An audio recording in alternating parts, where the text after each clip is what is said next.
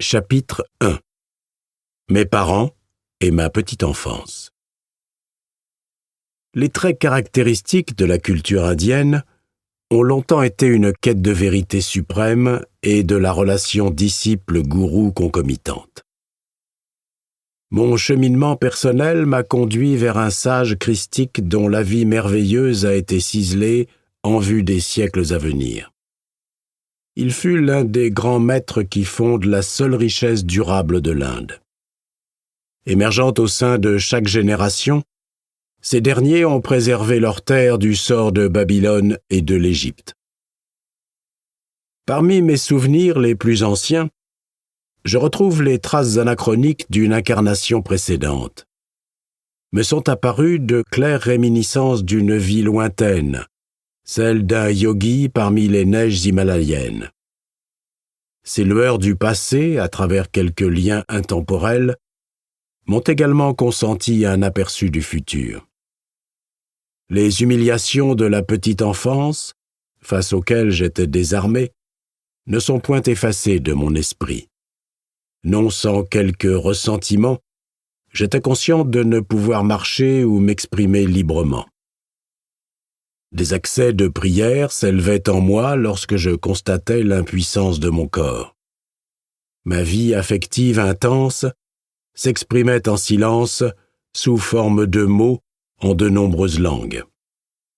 Parmi cette confusion intime de langage, mon oreille s'accoutumait progressivement aux syllabes bengalis de mon entourage et de mon peuple. Étendue fascinante de l'esprit d'un nourrisson que les adultes tiennent pour limiter à ses hochets et orteils. L'effervescence psychologique et l'inaptitude de mon corps provoquaient en moi de nombreuses et persistantes crises de larmes. Je me souviens de la perplexité générale de la famille face à ma détresse. De plus heureux souvenirs, également, viennent en foule à mon esprit.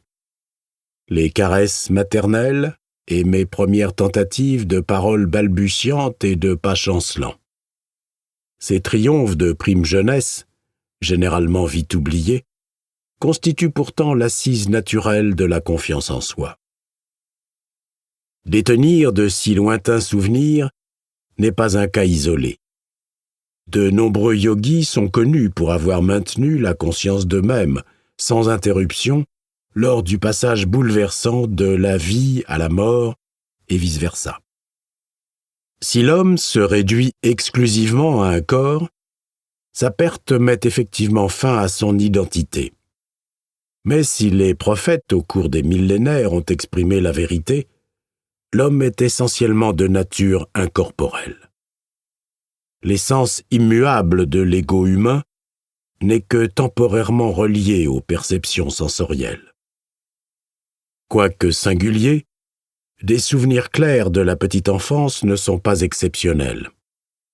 Lors de voyages dans de nombreux pays, j'ai ouï de la bouche d'hommes et de femmes authentiques les récits de tels souvenirs.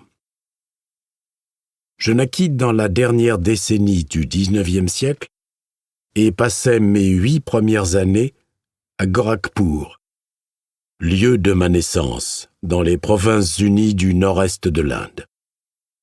Nous étions 8 enfants, 4 garçons et 4 filles. Moi, Mukunda Lal Ghosh, j'étais le 2e fils et le 4e enfant.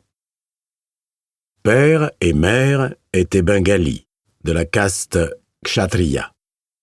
Tous deux étaient dotés d'une sainte nature. Leur amour mutuel, paisible et digne, jamais ne s'exprimait en frivolité. Une parfaite harmonie entre mes parents constituait le repère de sérénité au sein du tumulte tournoyant de 8 jeunes existences. Père, Bhagavati Charan Ghosh, était affable, sérieux, parfois sévère. Nous l'aimions profondément tout en gardant une certaine distance révérencieuse à son égard. Remarquable mathématicien et logicien, il était principalement guidé par son intellect. Mère, en revanche, était une femme de cœur et ne nous élevait qu'avec amour. Après sa mort, père exprima davantage sa... Pour continuer à écouter ce livre audio gratuitement, cliquez sur le lien dans la description et vous pourrez l'écouter en entier sans frais grâce à l'essai de 30 jours d'Audible.